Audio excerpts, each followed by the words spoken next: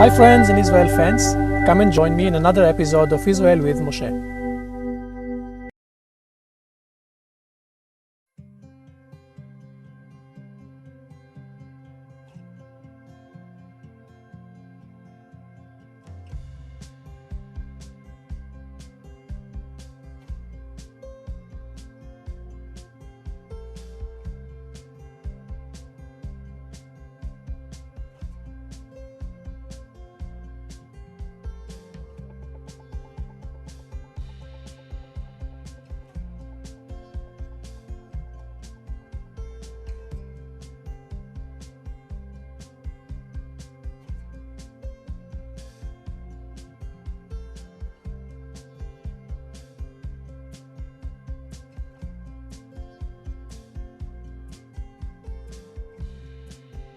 Hi, we are in the Golan Heights in Oz 77, a memorial site dedicated to soldiers who died here in the Yom Kippur War, in a night battle, famous Armored Corps night battle in the Valley of Tears just behind me.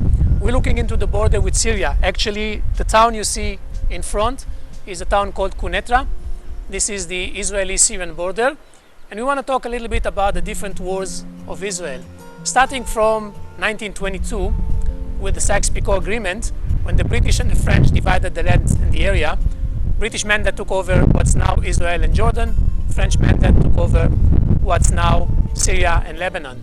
Right after that, there were a series of problems between the Arabs who lived here and the Jews who lived here, which led the United Nations to come at 1947 with what they called the Declaration of Partition, dividing the land between Arabs and Jews. They brought this map to the Arabs and the Jews. Arabs said no, it's all or nothing. The Jews said we'll take it, the first time that somebody offered anything to us. And right after that Declaration of Partition, which was not accepted by the Arabs, the war, unofficial war of independence began. That war started from November 1947, escalated in May of 1948 when the British left and 5 different Arab armies invaded the newborn country.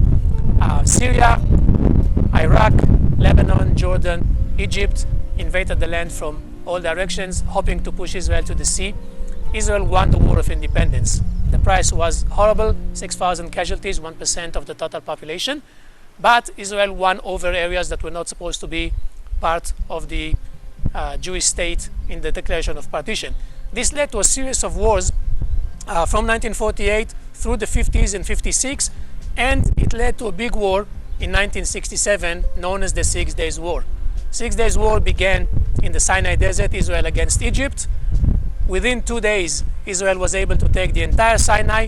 The next 2 days, Israel was able to take Jerusalem from the Jordanians, who were able to take it in 1948 in the War of Independence. Jordan was pushed back behind the Jordan River, and days 5 and 6 of the 6 Days War happened right here in the Golan Heights where we are. Israel attacked from the Sea of Galilee, from south up to the Golan Heights, and after 2 days of war, managed to get more or less to the same border where Quneitra, and control Quneitra and be inside Syria of today. 6 Days War ended with a ceasefire agreement, and Israel after 6 Days War was 3 times bigger than it was before the 6 Days War. Those 2 episodes of 1948, the War of Independence, and 1967, the 6 Days War, created or started to create the conflict between Israelis and Palestinians. Arabs who lived in areas that used to be Arab, whether Jordanian, whether Egyptian, found themselves now under Israel. They formed an organization called the PLO, the Palestine Liberation Organization, started fighting against Israel, tried to go and have a revolution in Jordan in 1969, and eventually ended up, after 69 and after a massacre that King Hussein did, ended up in South Lebanon, where Hezbollah of today is. And the entire Palestinian issue moved to South Lebanon, and from South Lebanon they were shooting constantly at Israeli settlements around here and in the northern part of Israel. An attempt was made in 1973 in the midst of Yom Kippur, the holiest day for Jews, to attack from both north and south by Egypt and Syria.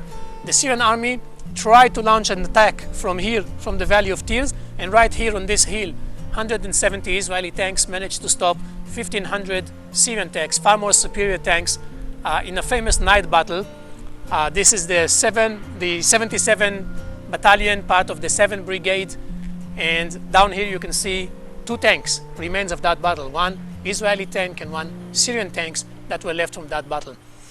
After the war in Yom Kippur, we went into a series of wars, not with the Arab countries around us, but mainly with the Palestinians in South Lebanon. The first Lebanon war in the 1980s led to an Israeli occupation of South Lebanon. Israel was in South Lebanon until 2000. When Israel pulled out of South Lebanon, Hezbollah, a terror organization, took over South Lebanon. They are Shiites. We're going to talk in our next episode about the Shiites and the Sunni and who's fighting who in the Middle East. But ever since 2000, we're fighting against Hezbollah in South Lebanon, fighting against Hamas, another Islamic terror group in the Gaza Strip. And we went through a series of operations, military operations, against Hezbollah, against Lebanon, against the Palestinians in Gaza a couple of times. And as Ben-Gurion once said, Israel goes through a series of wars. From war to war, from 1948 till today, it's war after war. Middle East is not a friendly neighborhood.